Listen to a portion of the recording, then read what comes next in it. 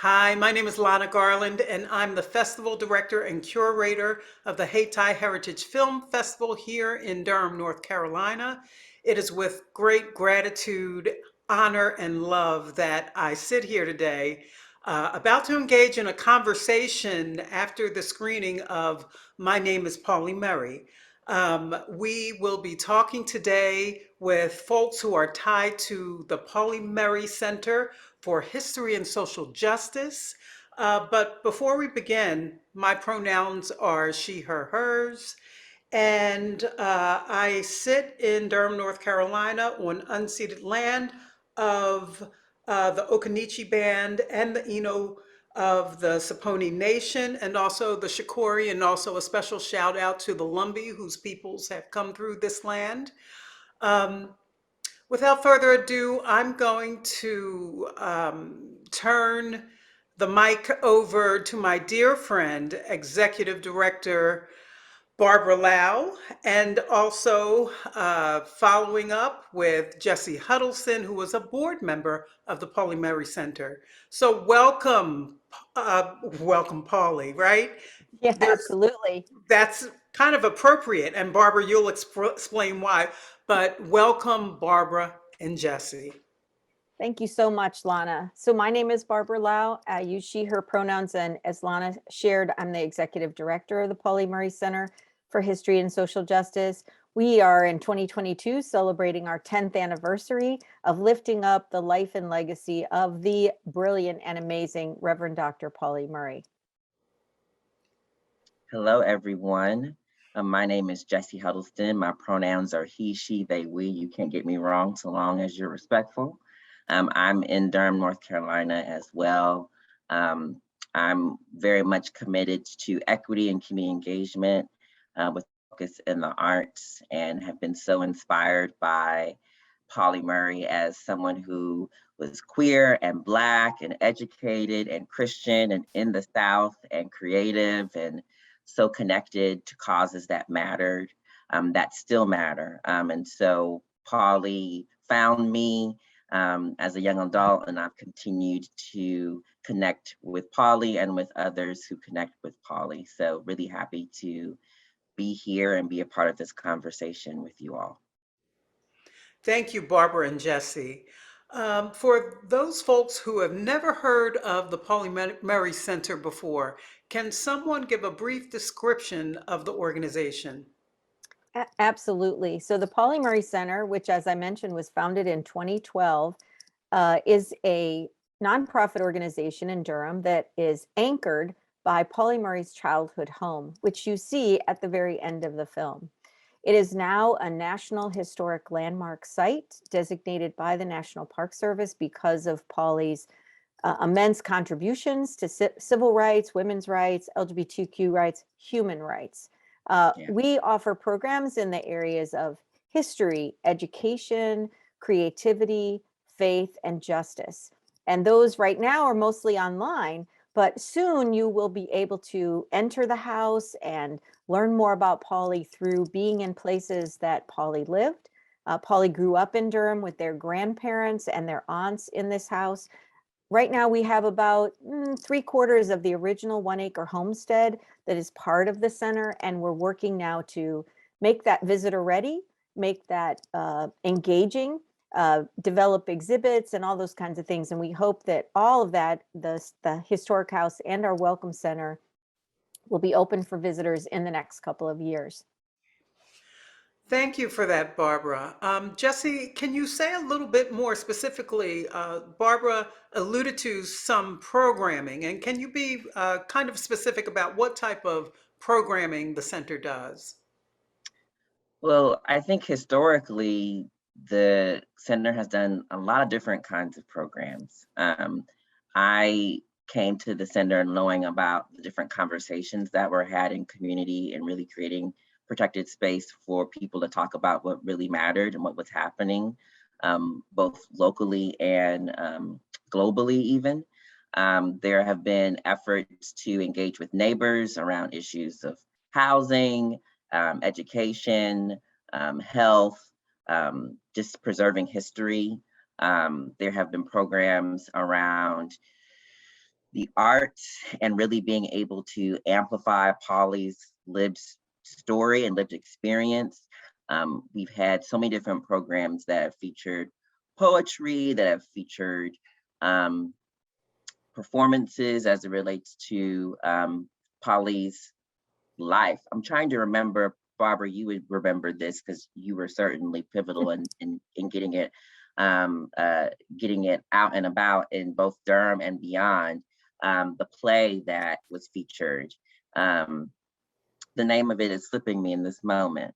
No problem. So 10 years ago, when we were just starting out, we commissioned an original play. It's called To Buy the Sun.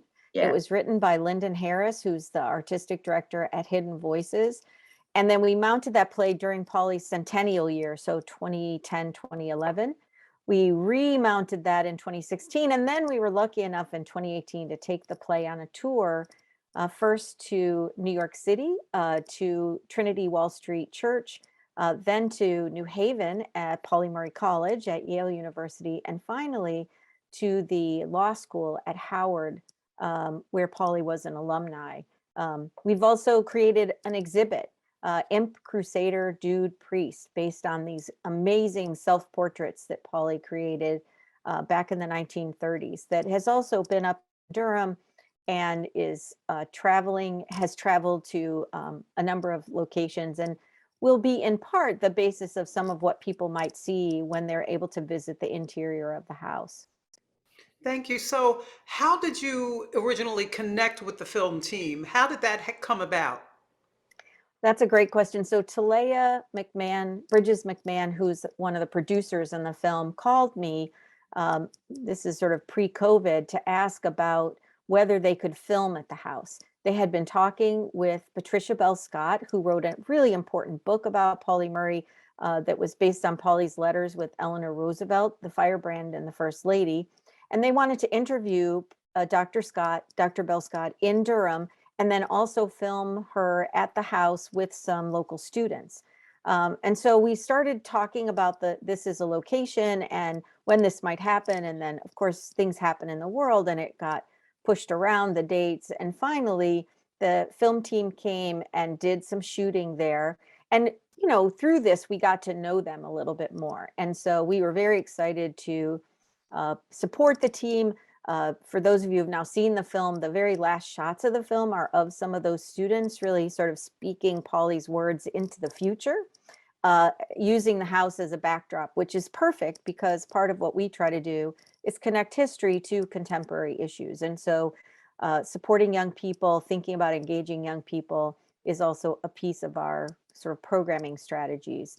But then after the film was getting ready to premiere, then we were invited on several occasions to be part of post-film conversations. We also worked with Participant, who was doing the Impact campaign, and they felt that bringing more attention to the center, connecting people to the center and the center's mission. You have to remember, Pauli Murray lived at 50 addresses in their lifetime. And so 50? 50, very few of those 50. are out there or still really, you know, in a position to be a home for Pauli's story. Now, why would that be? I'm sure it ties to the story in some way. Why did Pauli have 50 addresses? Well, Pauli was restless and driven. And so there were times when the doors were shut in Pauli's face and Pauli had to pivot and move on, like the job in DC in the 60s. And that didn't happen because of the rumors about Pauli's sexuality and Pauli's politics. And so a pivot to South Carolina to higher education. When Pauli realized that they wouldn't give her a private phone line at Benedict College or Bennett at the college in South Carolina, Pauli decided to decamp and move on. And so some of that was opportunities that drew Pauli into positions. Some of that was situations where Pauli was pushed out of certain situations. And so Pauli lived all over the East Coast, in California, in North Carolina, many places in New Haven, in Connecticut, in Massachusetts. But we really think that this location in Durham, where Pauli grew up, was nurtured and shaped by grandparents and aunts and a community that had so much interesting history and interesting opportunities, right? So Pauli Yeah, lived, So, as they so said, between the rich and the poor Fitzgeralds. And so there was this focus on business and focus on education. yes. So, in terms of kind of giving folks a sense, the three of us are in Durham. So, can you, Jesse, share with people kind of what is the environment around Durham that would create a Pauli Murray or even create a Pauli Murray Center? So, can you talk a Sure. little bit about Durham as the place that shaped Pauli Murray? Yeah, I think it's important to name and center that Durham is a post-Civil War city in the South of the United States, right? And so there's so much that feels possible here that may not feel possible in other parts of North Carolina. And when we think about the reality that so many had been enslaved, hadn't been given the opportunity really to learn, to take care of their family, to create, to really just be and thrive. We see in Pauli Murray's story, particularly her Fitzgerald ancestors, relocating to the South to be a part of the sort of great effort to see folks be educated, see folks be able to sustain themselves and their loved ones. And so, in that context, Pauli grew up. Her grandfather, Robert Fitzgerald, the brother of Richard Fitzgerald, which Barbara was alluding to, was so passionate about education.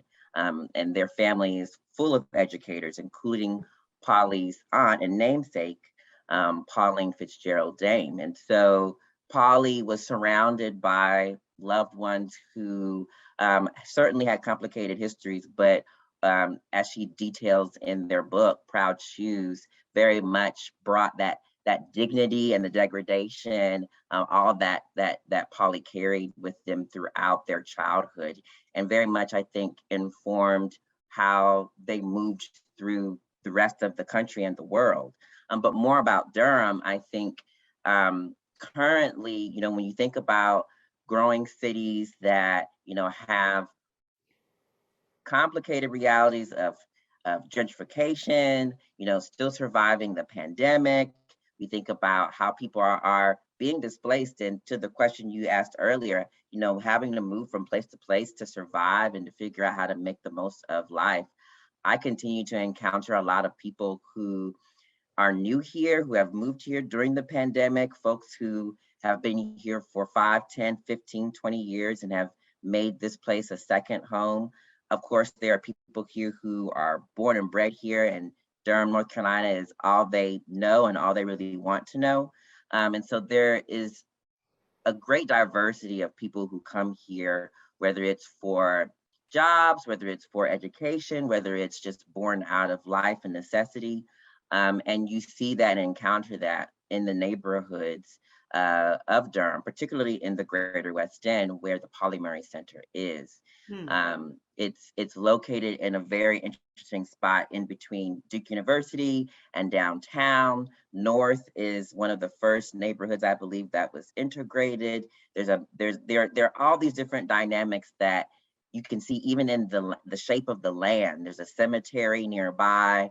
So when it rains, and there's flooding or there are fences, and it just really, you can start to imagine and visualize what it would have been like in the 20th century for Pauli, and then what that means now in the 21st century for people here now, community members figuring out how to, make sense of the lived experience that we're all encountering now.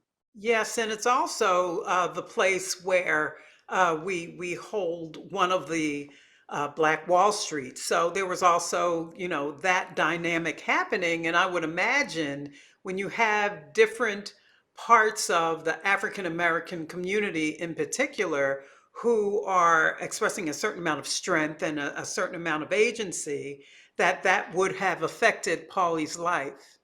Would you say? Absolutely. You know, Durham was considered the capital of the black middle class in the 1920s.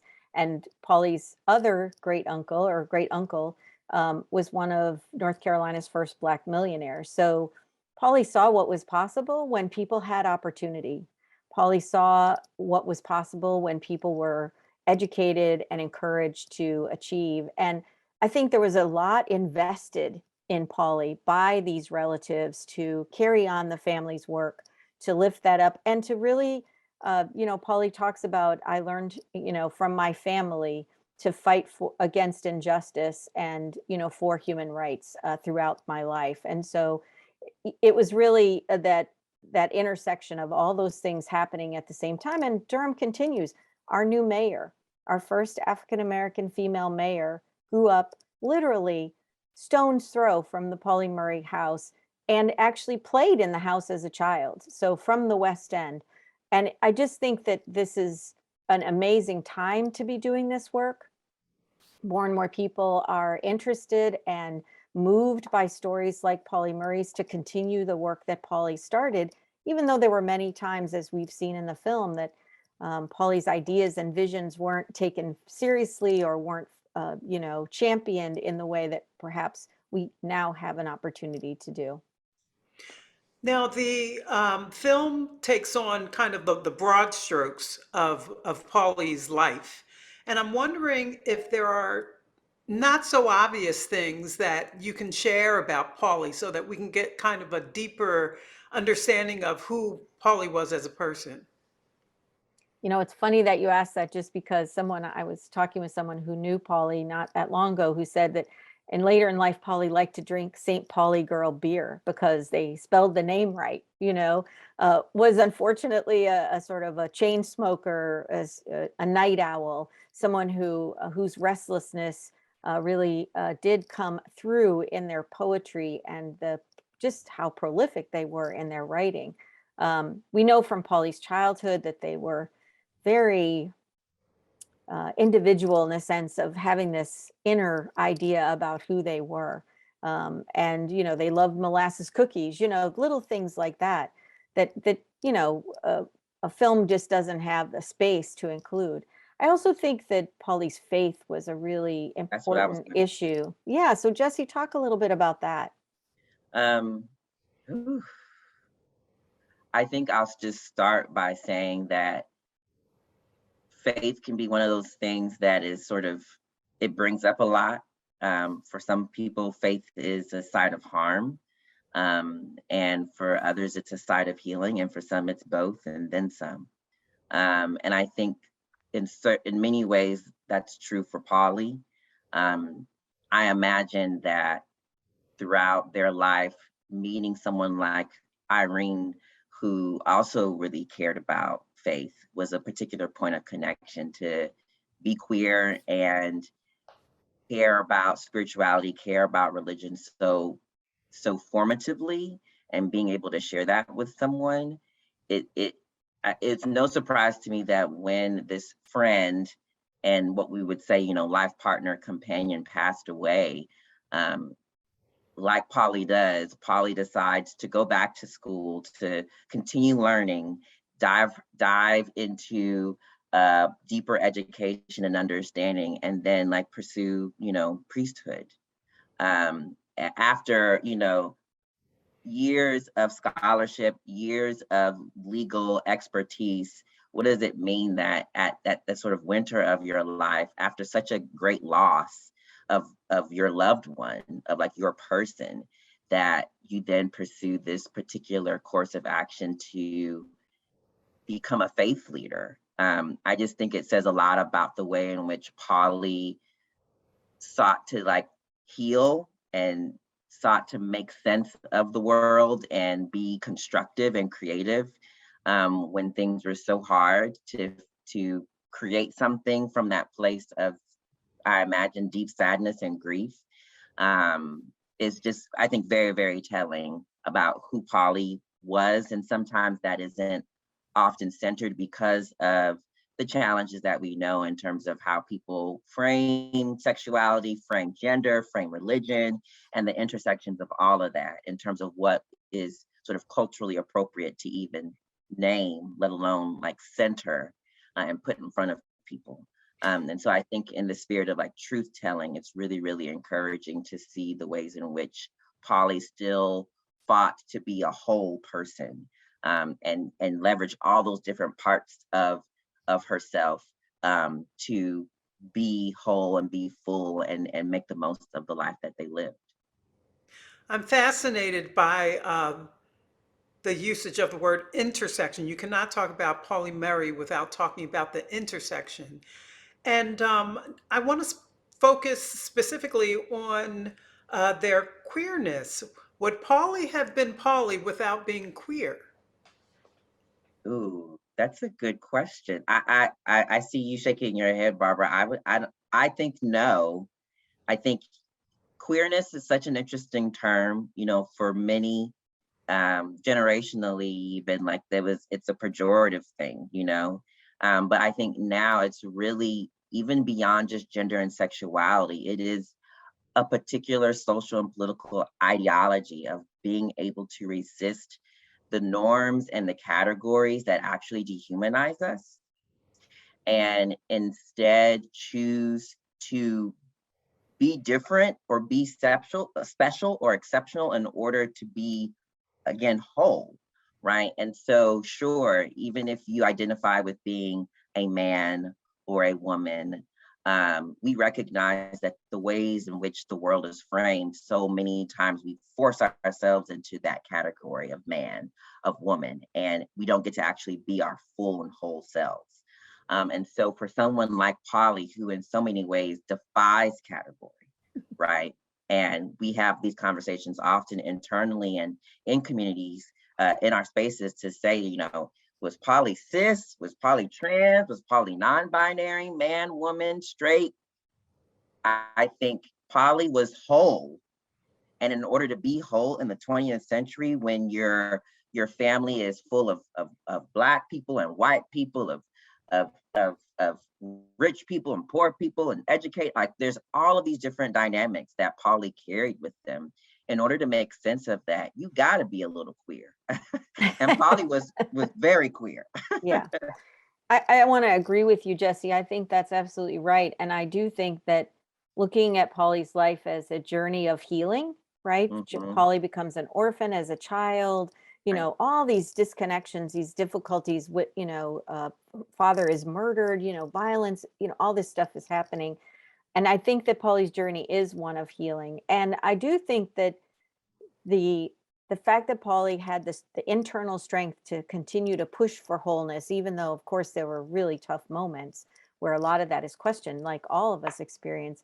One of the things that is so fantastic about the fact that Pauli is queer is because if you're not contained or uh, segregated by into all those little boxes and categories, you get to think much more broadly. You get to put things together that are different. And this is where I think you see Jane Crow, the concept of Jane Crow, the intersection of gender and race discrimination coming out from Pauli in the 1940s, based on their experience and saying, I just want to be the person that I want to be. And this is what's happening to me. But naming that, giving that language to us, helping us begin to understand that those are the kinds of things that somebody who is queer can do in a way that if you've already kind of see yourself in the box, right, you're not going to see things that way. So in some ways, I think the queerness is really the essential to some of the creativity,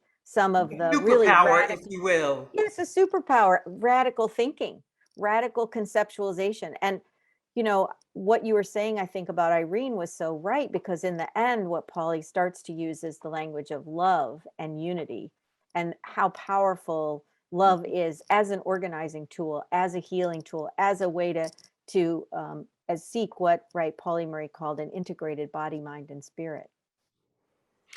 But it's also the queerness that has also kind of dampened or affected the timeline of when this story would come out. People are still expressing surprise about not never having heard about Pauli Murray before. So what does it mean to you to have this story kind of, and I moved to Durham maybe, well, yes, 10 years ago. And Barbara, you were one of the first people that I intersected with. And once we met, you couldn't get rid of me. But And so, didn't want to. and then I had a friend who was an academic, came to North Carolina, and she said, "Oh, I'm going to the Pauli Murray Center." And I was like, it doesn't exist. It's a center, but there isn't a place you can go.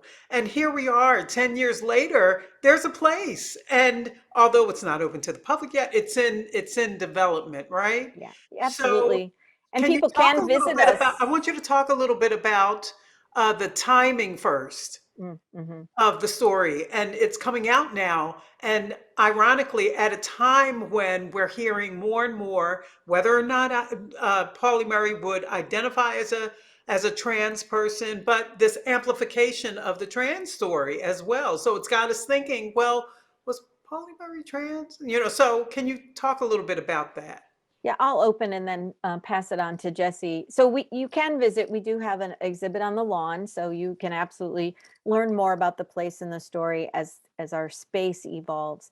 But I always say that Pauli Murray might not have been a person of their day, but they are a person of our day, and that the world is moving toward Pauli Murray and Pauli Murray's vision of wholeness and integration, of the tough work of reconciliation, what Pauli would call reconciliation. And so I I also think the Pauli Murray spirit is just a powerful force in the universe. I cannot tell you how many times in the course of the last 10 years when we have been like, I don't know if we're going to be able to keep doing this. We need this or we need this.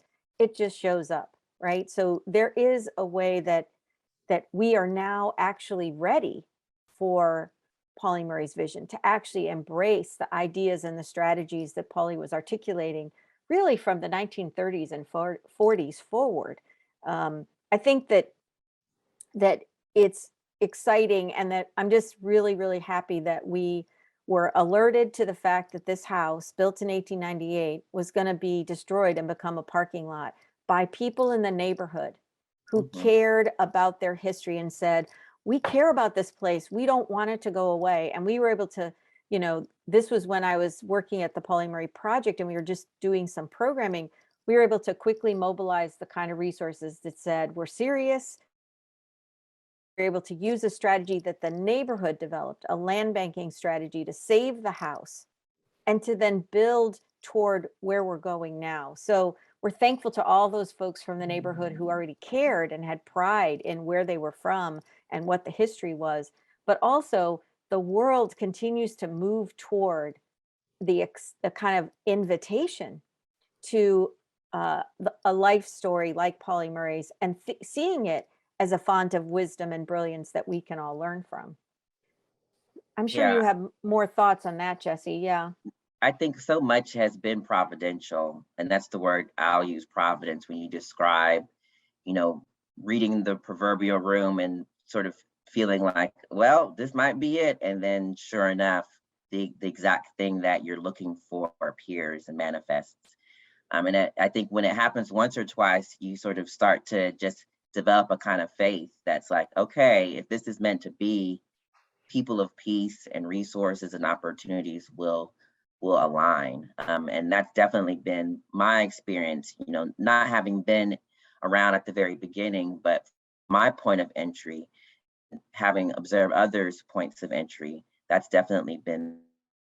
I think the point around queerness, and not just queerness again in terms of gender and sexuality, I continue to try to open it in a way that, or frame it in a way that is open and inclusive, that I really believe that anyone can be queer in the sense that anyone can resist binaries and subvert categories that are systemically dehumanizing, Mm, right? And so when we're thinking about issues of preserving culture and what does it mean to come together and unify around uh, the maintenance, the renovation, the keeping of this home, right? Like that matters, right? When there are sort of mainstream ways of being that say, oh, we'll just tear it down and build something new and kind of keep going. And I think there's some perpetuating our history and our culture in a way that is enriching and is humanizing and is that same sense of pride that Pauli talked about.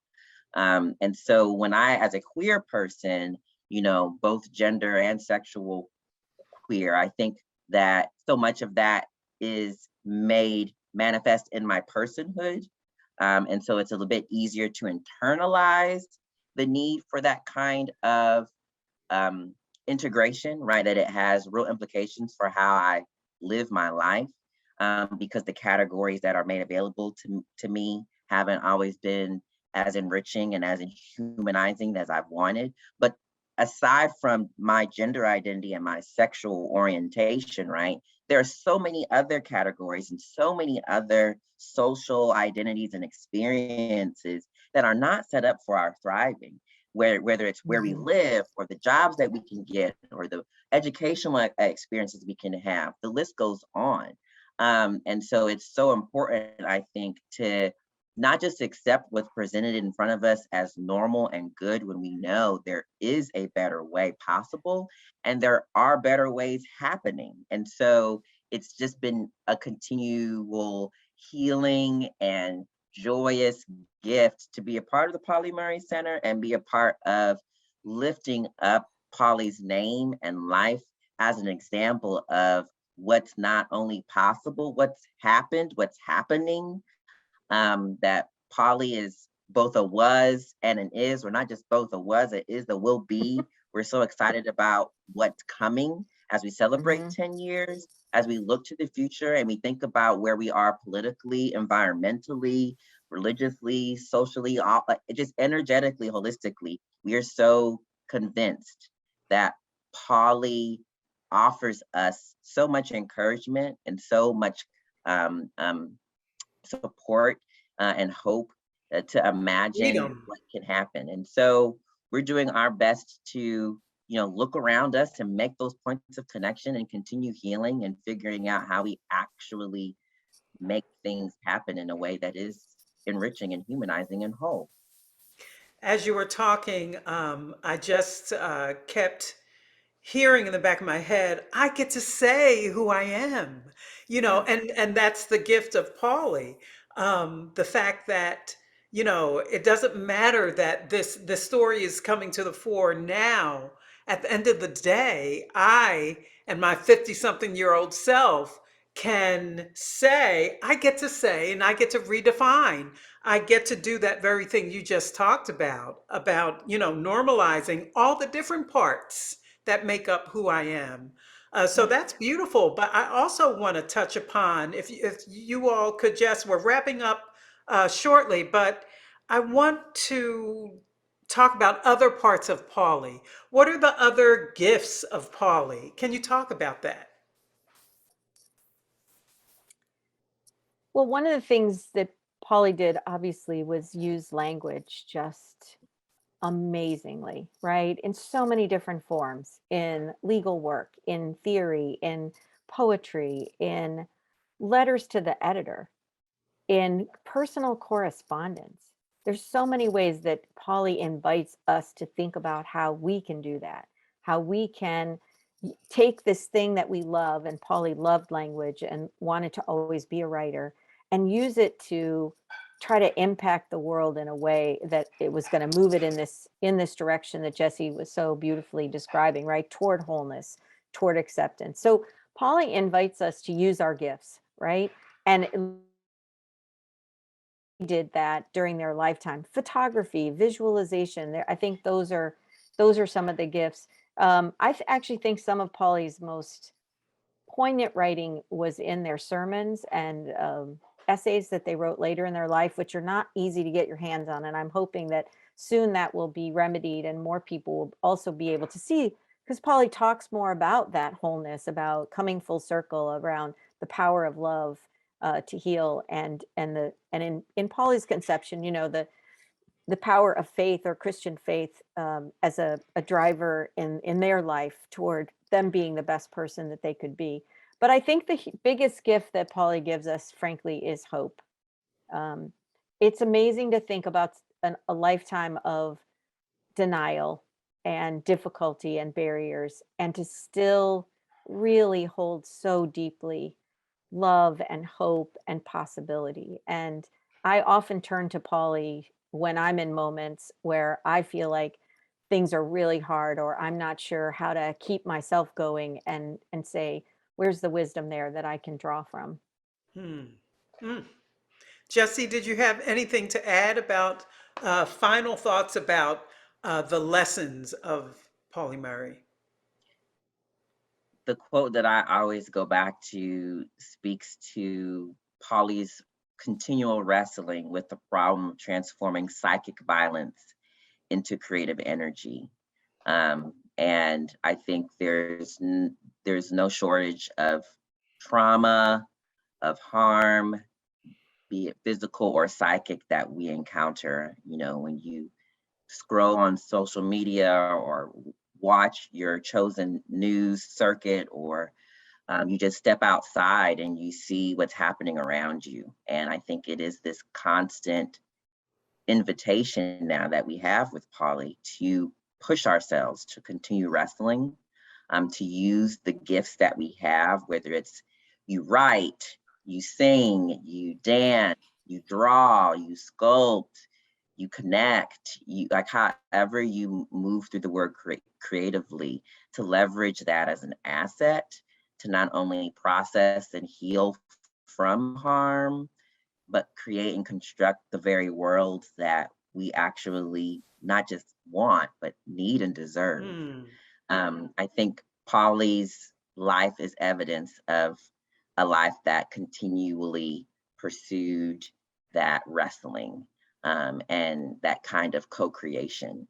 And so that's very much the energy that we bring, to the center and to the partners that we have locally and beyond. So we're so grateful to have been able to share a little bit more about the documentary and about Polly and the center and what brings us to this place. So thank you for having us. Yeah, thank you Well, so much. that's a wonderful way to wrap up the conversation. Thank you so much, Barbara Lau, Executive Director of the Pauli Murray Center for History and Social Justice, and Board Member Jesse Huddleston. Thank you so much. Have a great day.